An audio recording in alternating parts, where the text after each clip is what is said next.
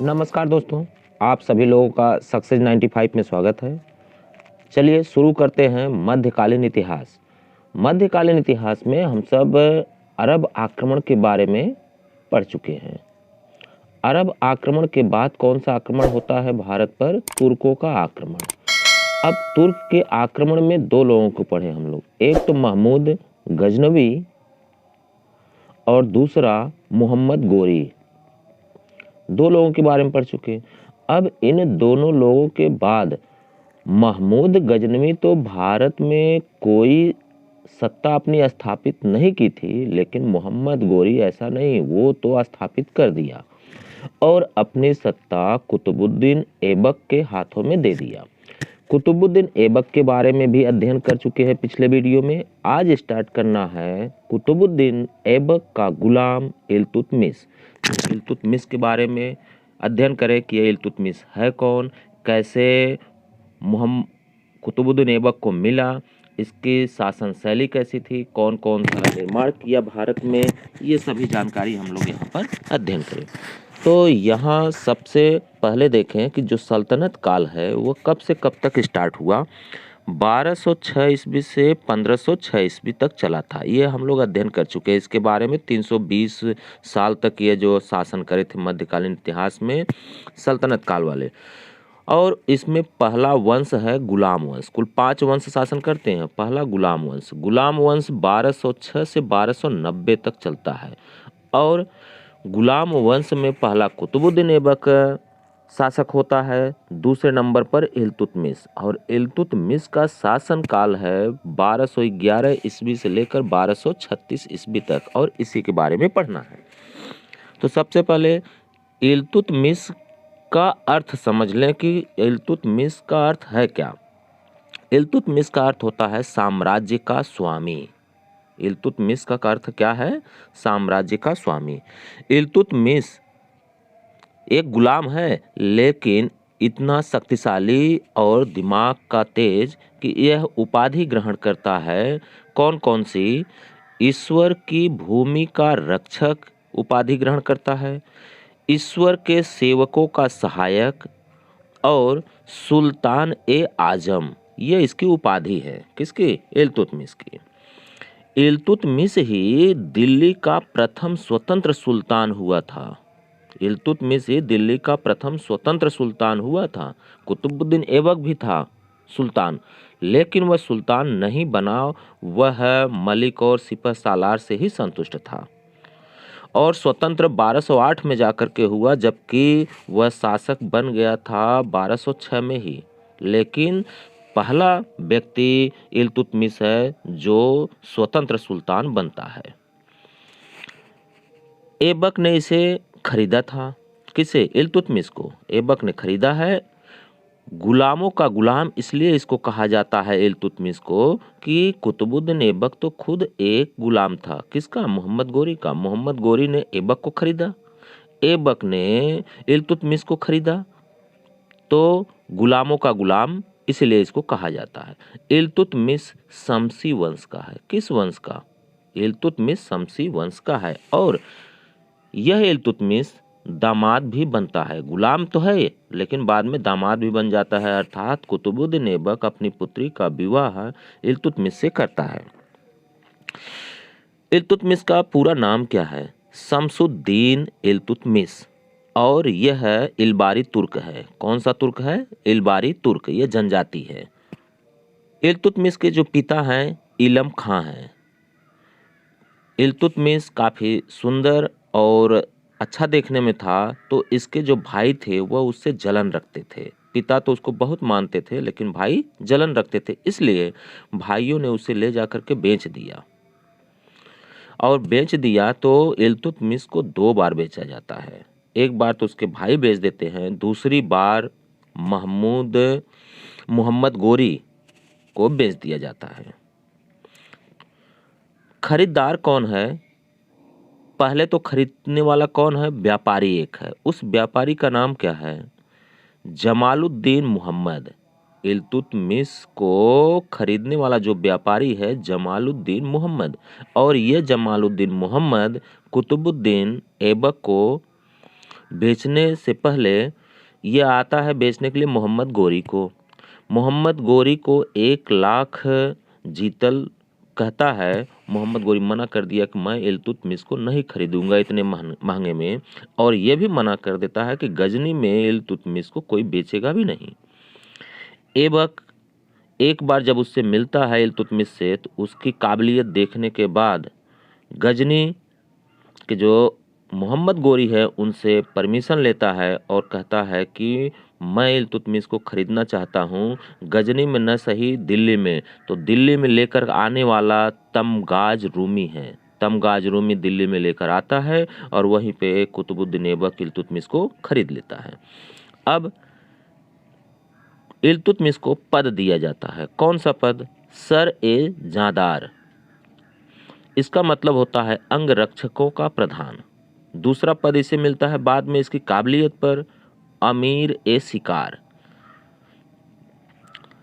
यह ग्वालियर का किलेदार बनता है और अमीर भी कहा जाता है इसे। बरन अर्थात बुलंद शहर का इक्ता इसे मिलता है। बाद में जो सबसे महत्वपूर्ण इसे इक्ता मिलता है वह है बदायूं। बदायूं का इक्ता मिलता है और उसी समय इसे दासता से मुक्ति भी मिल जाती है। खोखरों का जो अभियान है वह साथ दिया था कौन? मोहम्मद गोरी का और कुतुबुद्दीन ऐबक का। कौन साथ देता है? तो इल्तुतमिश, अर्थात उसे अनुभव भी हो रहा है युद्ध में, बार बार इन लोगों के साथ जा करके अनुभव भी बढ़ रहा है। आराम शाह के बारे में कहा जाता है जो कि इल्तुतमिश का पुत्र है। इसका समर्थन करने वाले लोग थे जब यह गद्दी पर बैठा था, तो लाहौर के सरदारों ने समर्थन किया। लेकिन इल्तुतमिश के बारे में कहा जाता है कि दिल्ली के जो सरदार थे इन लोगों ने इल्तुतमिश का समर्थन किया था। अमीर और दिल्ली का जो सरदार था वह मेन कौन है? अमीर अली इस्माइल, जो कि दिल्ली में आने के लिए निमंत्रण देता है। किसे? इल्तुतमिश को। और इल्तुतमिश आ जाता है कहाँ? दिल्ली में। कहाँ से आया है? तो यह बदायूं का सूबेदार था तो बदायूं से आया है। और 1211 में जुद का युद्ध होता है। जुद का युद्ध किसके खिलाफ होता है? आराम शाह के। आराम शाह यहाँ पर हार जाता है और इल्तुतमिश विजयी होता है और शासक बन जाता है कहाँ का? दिल्ली का। और अपने आप को सुल्तान घोषित कर देता है इल्तुतमिश। अब जब सुल्तान हो गया तो उसके सामने अब कुछ समस्याएं आएंगी, कुछ कठिनाइयां होगी, उसके बाद कुछ निर्माण करेगा। तो सबको बारी बारी से देखे, पहले देखे समस्या कौन कौन सी है। एलदौज ये अपना कब्जा जताना चाहता था क्योंकि यह गोरी का गुलाम है। कुबाचा ये भी दिल्ली पर अपना कब्जा जताना चाहता है।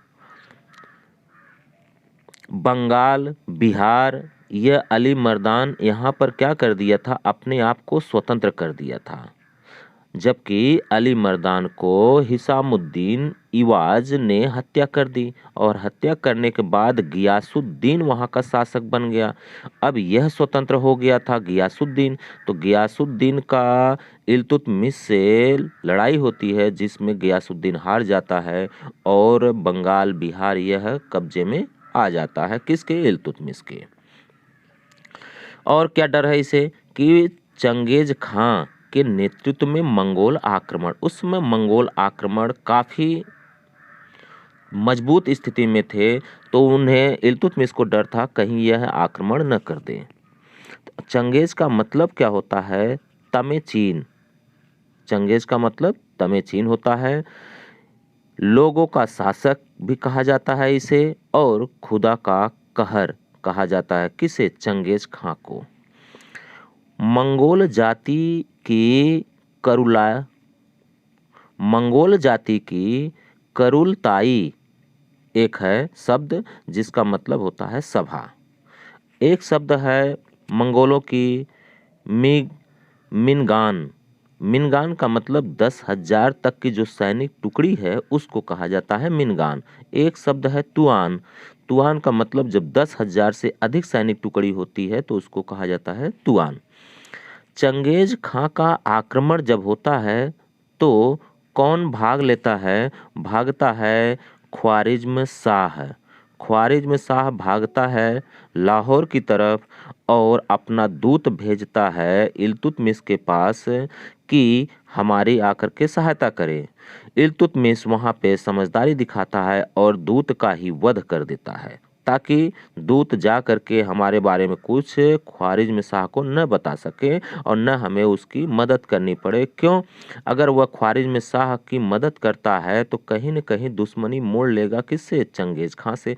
चंगेज खां हो सकता है भारत पर भी तब आक्रमण कर दे, तो इसलिए ये वध कर देता है। फिर जो ख्वारिज्म शाह का पुत्र है जलालुद्दीन मंगबरनी, यह भी लाहौर की तरफ भाग करके आता है। 1215 ईस्वी में तराइन के युद्ध में पराजय होती है किसकी? एलदौज की। तराइन के कितने युद्ध हो गए? 3। 1191, 1192 और 1215। 1215 में तराइन का जो युद्ध हुआ था वह एलदौज और इल्तुतमिश के बीच हुआ और एलदौज की क्या हो गई? पराजय। कुबाजा की भी पराजय होती है कब? 1217 ईस्वी में कुबाचा हार गया, एलदौज हार गया। अब यह समस्या खत्म हो रही है इल्तुतमिश की। कुबाचा जब हारता है तो इसे अपनी पराजय पे शर्मिंदगी महसूस होती है, जिससे वह सिंधु नदी में डूबकर आत्महत्या कर लेता है। कब? 1228 ईस्वी में। नासिरुद्दीन मिलता है लाहौर में और नासिरुद्दीन को इल्तुतमिश लाहौर को दे देता है कि वहाँ का सूबेदार रहे।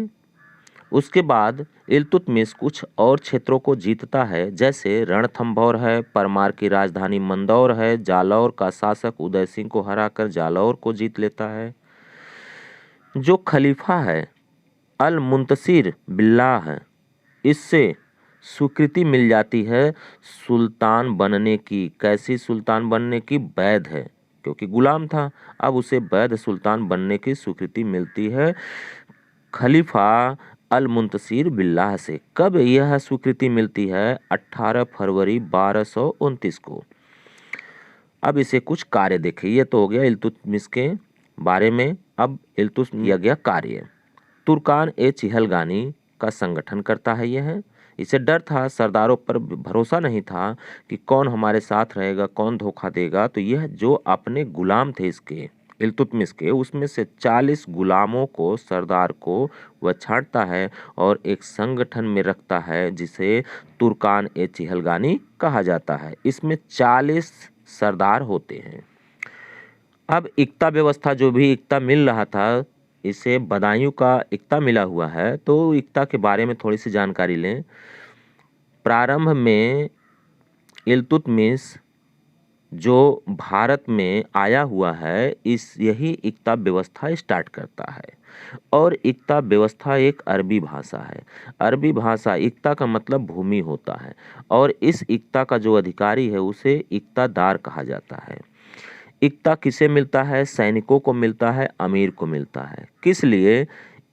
वेतन के लिए। जब वेतन नहीं मिलता है तो उसके बदले में इक्ता मिलता है और वहीं से कर वसूलना होता है इन लोगों को। बाद में इक्ता प्रांत में बदल गया था। इक्ता प्रांत में हो गया, इसे सूबा भी कहा जाने लगा था।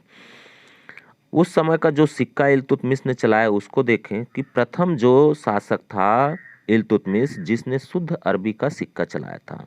2 तरह के सिक्का चलाए, एक चांदी का टंका जो 175 ग्रेन का था, दूसरा तांबे का जीतल चलाया था जो 48 ग्रेन का था, और यह काफी समय तक चला था। बलबन जब आया तो उसने सोने का टंका चला दिया। सिकंदर लोदी जब आया तो वह तांबे का टंका चला दिया। तो सिक्के पर जो छपाई होती थी उस पे भी इल्तुतमिश ने नए नए कार्य किए। उसने खलीफा का नाम अंकित करने की प्रथा चलाई, टकसाल का नाम लिखने की परंपरा चलाई, शक्तिशाली सम्राट लिखवाया, धर्म लिखवाया, राजा का तेजस्वी सूर्य लिखवाया, सदा विजयी यह लिखवाया, शिव का नंदी और चौहान घुड़सवार, यह सब सिक्कों पर लिखवाया। सर्वप्रथम अब्बासी खलीफा जो है अल मुंतसिर के नाम से सिक्का चलवाया था इल्तुतमिश ने। सबसे पहले कौन सा सिक्का चलवाया इल्तुतमिश? तो अपने खलीफा अल मुंतसिर के नाम से सिक्का चलवाया। फिर ग्वालियर अभियान जब हुआ था उस समय संस्मारक मुद्रा चलवाया था। ग्वालियर अभियान के समय में इल्तुतमिश और उस पे रजिया, इन दोनों का नाम अंकित होता है पहली बार। न्याय व्यवस्था कैसी थी इल्तुतमिश की? तो इल्तुतमिश के महल के सामने संगमरमर के 2 सिंह बने हुए थे, 2 शेर बने थे। उन शेरों के गले में घंटी लगी हुई थी और घंटी को बजा करके न्याय लिया जाता था, वो भी लाल वस्त्र धारण करके। जिसे न्याय चाहिए वह घंटी को बजाता था लाल वस्त्र धारण करके, और शासक स्वयं आकर के न्याय देता था। न्यायिक अधिकारी को काजी या अमीर ए दाद ये कहा जाता था। जो मुख्य न्यायाधिकारी होता था उसे काजी उल कुजात कहा जाता था। इल्तुतमिश नवीन शासकों का एक गठन करता है, नवीन शासक वर्ग का एक गठन करता है, जिसमें 2 टाइप के लोग होते हैं। एक तो तुर्कदास होता है और एक ताजिक होता है। तुर्कदास का मतलब है विभिन्न भागों से लाए गए दास, विभिन्न क्षेत्रों से जो भी आए थे उनके गुलाम। और ताजिक का मतलब होता है कुलीन, कुलीन अर्थात अमीर जो हैं वंश का गैर तुर्क विदेशी, जो तुर्क न हो वैसे मुसलमान। मुसलमान ये भी हैं लेकिन तुर्क नहीं हैं और विदेशी हैं। उनका जो संगठन बनाया गया था इल्तुतमिश के द्वारा उसे ताजिक कहा गया, और दूसरा संगठन बनाया गया तुर्कदास कहा गया। इल्तुतमिश द्वारा किया गया कार्य, निर्माण कार्य क्या क्या बनवाया? इल्तुतमिश ने जोधपुर में अतारकिन का दरवाजा बनवाया है, और यही अतारकिन का दरवाजा मोहम्मद बिन तुगलक ने इसको जीर्णोद्धार करवाया था, जो खराबी थी उसको सही करवाया। उसके बाद इसी अतारकिन के दरवाजा से अकबर का बुलंद दरवाजा बना हुआ है, ऐसा कहा जाता है। इल्तुतमिश मुइनुद्दीन चिश्ती की दरगाह बनवाया है। जो कुतुबुद्दीन ऐबक ने निर्माण करवाया था, नींव रखा था कुतुब मीनार का, उसे तो वह पूरा कर नहीं सका, तो इसे कौन पूरा किया? इल्तुतमिश ने। और किसके नाम पर इसका नाम पड़ा है कुतुब मीनार? इराक के निवासी सूफी संत हैं कुतुबुद्दीन बख्तियार काकी की स्मृति में यह बना हुआ है। कुतुब मीनार पर नाम किसका अंकित है? तो वहाँ कुतुबुद्दीन ऐबक और इल्तुतमिश का नाम अंकित है। और नासरी मदरसा का निर्माण भी इल्तुतमिश ही करवाता है। कुतुबुद्दीन ऐबक जो कुतुब मीनार बनवाया था, यह तो नींव डाला, इल्तुतमिश इसे पूरा करवाया। इसके बाद फिरोज शाह तुगलक के बारे में कहा जाता है कि इसकी मंजिल जो थी, चौथी मंजिल, वह क्षतिग्रस्त हो चुकी थी बिजली गिरने से, जिसे फिरोज शाह तुगलक बनवा देता है और एक मंजिल अपने से बना देता है। अब हो गई 5 मंजिल।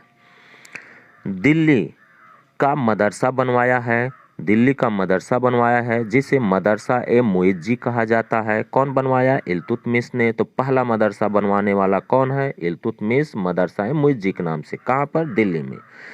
और इसका जो पुत्र है नासिरुद्दीन महमूद, उसकी कब्र भी बनवा देता है 1231 ईस्वी में, जिसे सुल्तानगढ़ी का मकबरा कहते हैं, और ये पहला मकबरा है।